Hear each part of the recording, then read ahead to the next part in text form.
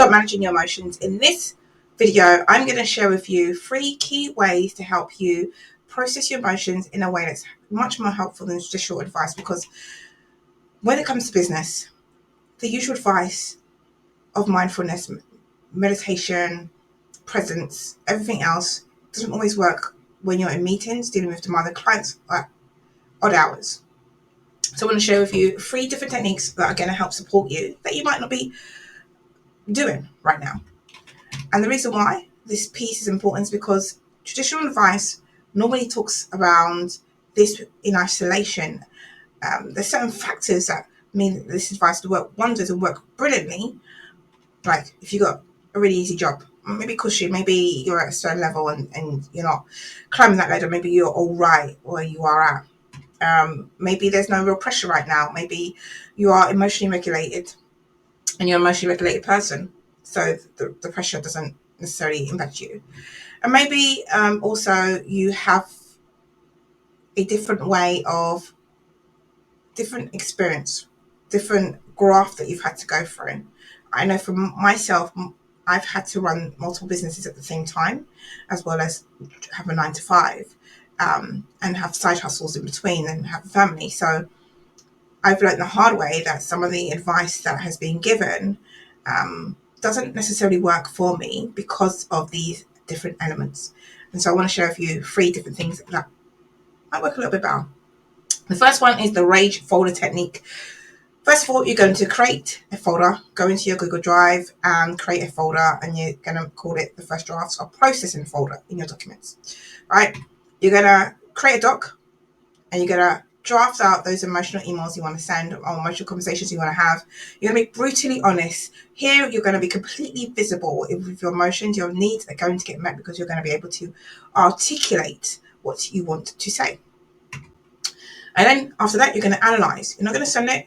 You're not going to send it like via snail mail. You're going to literally analyze it, because we want to know the real issue behind the emotions. Oftentimes, needs are not being met. We have unmet needs, which come up like volcanoes as frustration.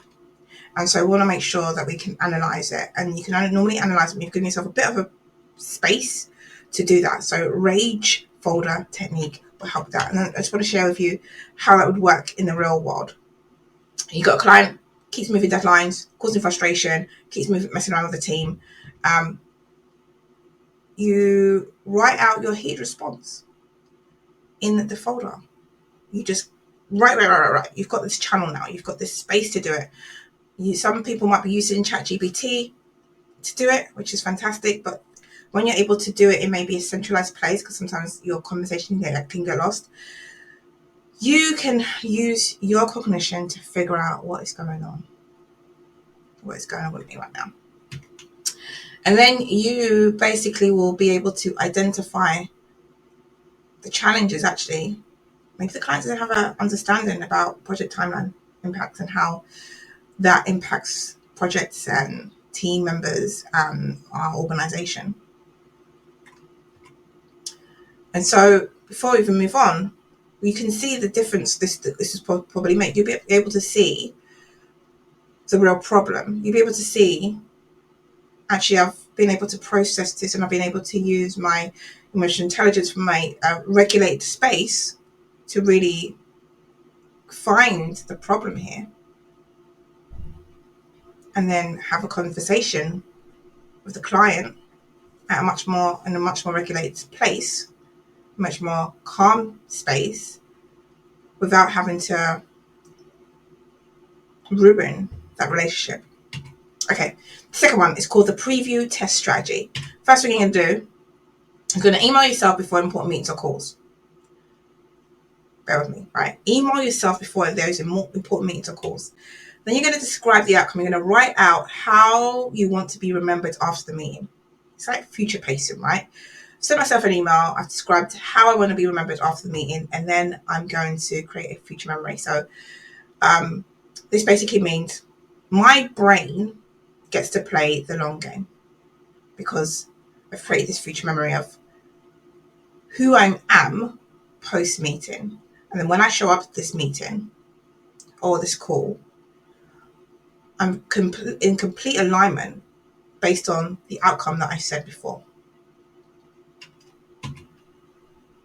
I'm just going to share with you some benefits, right? This helps you prioritize long-term reputation over emotional quick wins. It's really useful when you know someone will provoke you, right? You know that this person will provoke you. You want to like knock their lights out. So, button pushing prevention. This is key. And then it creates a future memory you want to live up to. So you're holding yourself accountable to, this is the version of me I want to become. I want to be the version that I've seen, the version that I've written out actually. Remember in step 2, I've written down in terms of the outcome, how I want to be remembered after the meeting. I was composed. I was thoughtful. I added value.